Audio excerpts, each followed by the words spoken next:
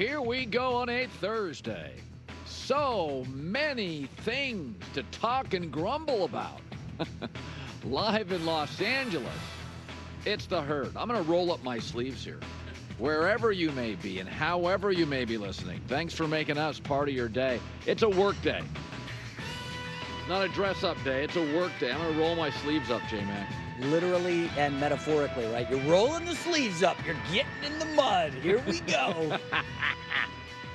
So, J-Mac, once again today we have very light, optimistic shirts Vibrant. on. Very vibrant.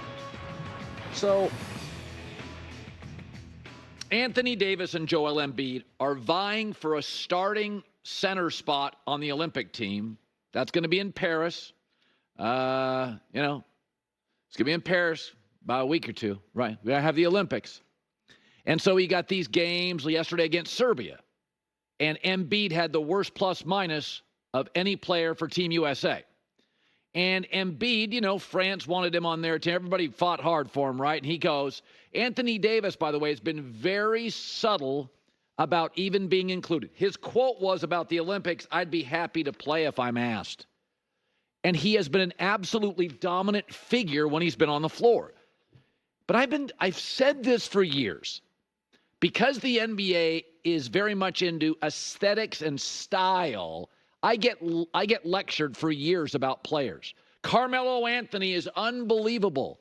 He was a terrible defender, never in elite shape, a complete isolation player, very few assists, never made a teammate better, didn't do squat in the playoffs. I was told Derrick Rose was going to dominate the league. A highly efficient shooter, more turnovers than I'd like, and hurt all the time. I'm sorry, he's not going to physically dominate the league. I was told Westbrook's an MVP. I thought he was a stat patter.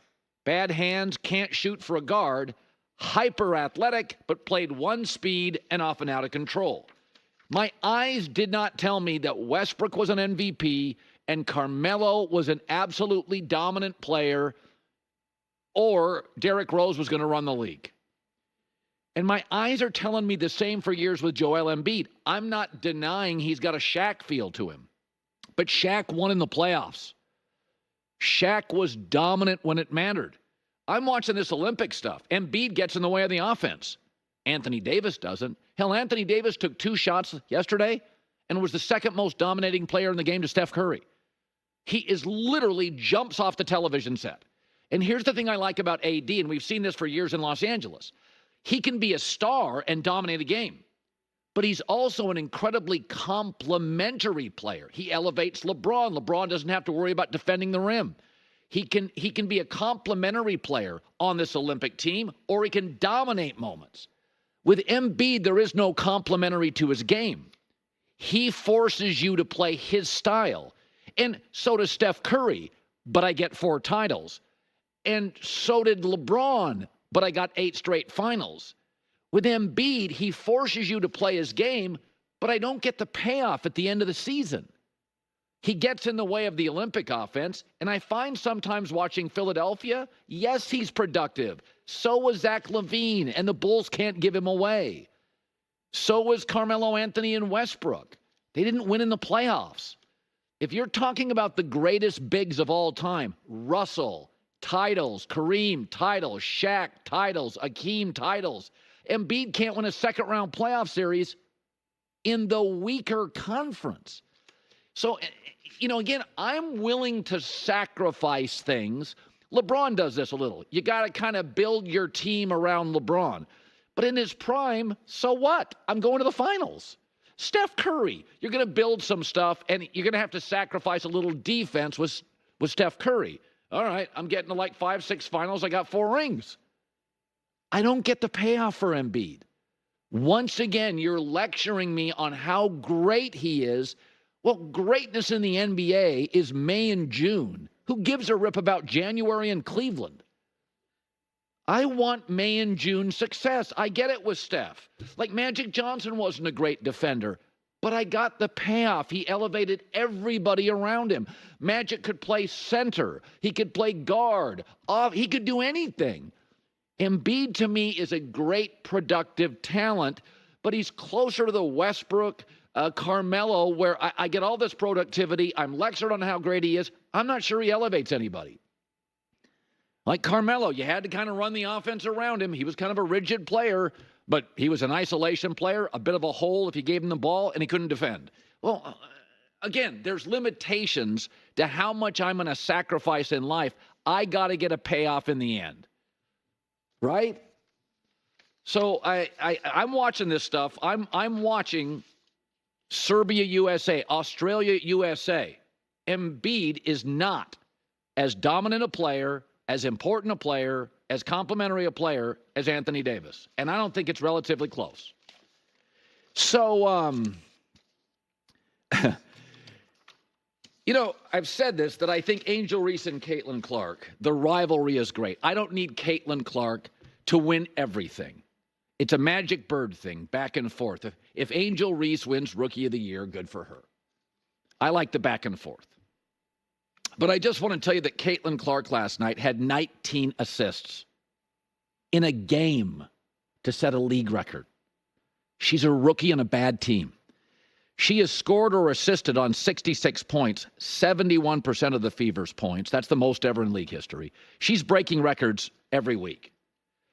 So part of the silliness of not allowing her on the Olympic team is she was a very quickly improving player, and now you kind of look silly. She's arguably the best playmaker in the league, arguably the second best three-point shooter in the league. I don't know. They seem valuable in Olympic competition, and she's not on the team. But yesterday, they also announced the skills competition for the WNBA All-Star team. And she didn't make that either. She didn't make the three-point shooting contest. So you argued she wasn't good for the Olympics. Your argument, though I don't buy it, but it was your argument, women's basketball, that she would be a distraction. I roll, but okay. So isn't the perfect place to put her in the skills competition, where she's one of the best three-point shooters, and she's a highly skilled player? So now what is it? Pettiness, gatekeeping, insular, dumb? If you're not going to put her in the Olympics, you're 0 for 1. Now you're not putting her in the skills competition. She quadrupled the ratings. Nobody's going to watch that skills competition. They would have, highlighting Clark and other players. Thank God the WNBA didn't go 0 for 3. They did find it in their heart to put her on the WNBA All-Star team, but she'll probably be at the end of the bench and struggle to get minutes, I would imagine. But, I mean, it's almost hard rooting for women's basketball. You're like, it cracks me up how they treat her. If you really think about it, they're trying to get her to pay her dues, but she's the one paying all the fees. She's the reason you're flying private. She's paying for everything, and you want her to pay her dues. It's really ridiculous. I mean, correct me if I'm wrong, but Bird and Magic came into the league, and they put them on everything. They tried to highlight them because the NBA was more secure in itself. They understood Bird and Magic could elevate all the players, the league, the revenue, the pie, the pettiness. You got to get her in the skills competition. What are you doing? You should have her on the Olympic team. What are you doing? Last night, we got 19 assists. Here she is on setting the record. I just try to set my teammates up for success. I think at times, I can almost overpass, and that can maybe, I don't know, there probably could have been a few times where instead of passing that leads to turnover that I might have, I can probably shoot the ball. But especially with AB, I'm just looking to set her up so much. My eyes are just always on our post players. By the way, you know who was in the dunk contest his rookie year? Michael Jordan. They got Michael Jordan in the dunk contest. He didn't have to pay his dues. Everybody was like, get that kid in the dunk contest. Oh, WNBA. I mean, for years and years, you wanted all this attention. We finally pay it. You have somebody that can absolutely, as a catalyst, get you more attention. And you're now very precious. You're experts insula, gatekeeping. Ugh, you're exhausting. Exhausting. And I wore my optimistic